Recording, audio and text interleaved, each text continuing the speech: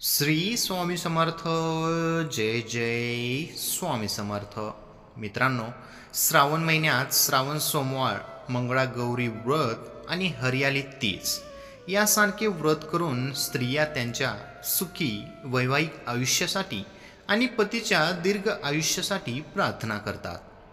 श्रावण महिना हा महादेव आणि माता पार्वती यांच्या उपासनेचा महिना आहे. या महिन्यातच महादेव हे माता पार्वतीच्या तपश्चर्येने तिच्यावर प्रसन्न झाले आणि तिच्याशी लग्न करण्यास तयार झाले. म्हणूनच भोलेनाथ आणि माता पार्वती या दोघांनाही हा महिना खूप प्रिय आहे. या महिन्यात माता पार्वती आणि महादेवाची उपासना केल्यास मनोकामना पूर्ण होतात.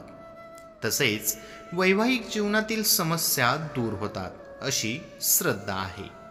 श्रावण महिन्यात श्रावण सोमवार, मंगळागौरी व्रत आणि हरियाली तीज यासारखे व्रत करून स्त्रिया त्यांच्या सुखी वैवाहिक आयुष्यासाठी आणि पतीच्या दीर्घ आयुष्यासाठी प्रार्थना करतात असे म्हणतात की श्रावण महिन्यात जर स्त्रियांनी दररोज 6 गोष्टी केल्या तर देवी पार्वती त्या स्त्रियांवर खूप प्रसन्न होतात आणि स्त्रियांना अखंड सौभाग्य प्राप्त होते.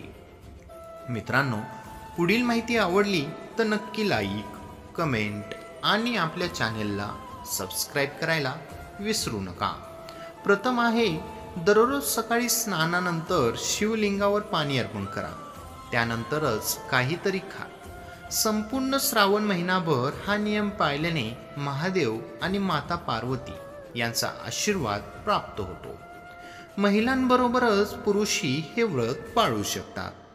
2. बांगड्या हा महिलांच्या शृंगाराचा एक महत्त्वाचा भाग मानला जातो.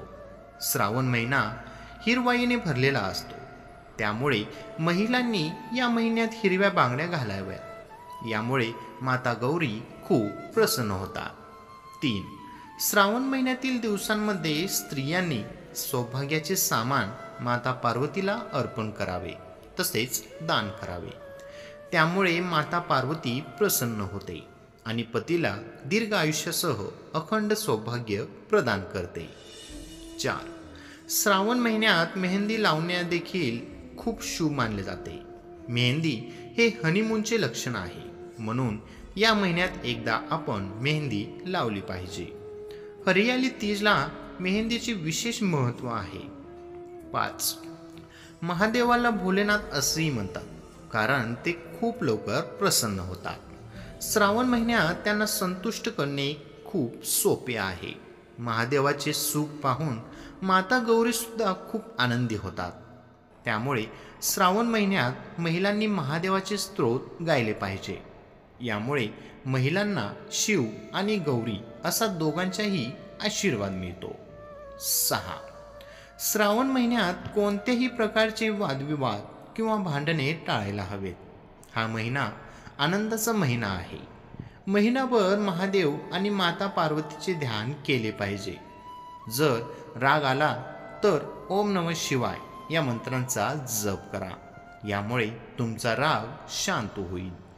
श्री स्वामी समर्थ. जय जय स्वामी समर्थ. मित्रांनो, ही छोटीशी माहिती आवडली असेल तर आपल्या व्हिडिओला लाईक, कमेंट आणि आपल्या चॅनेलला सबस्क्राईब करायला विसरू नका. श्री स्वामी समर्थ. धन्यवाद.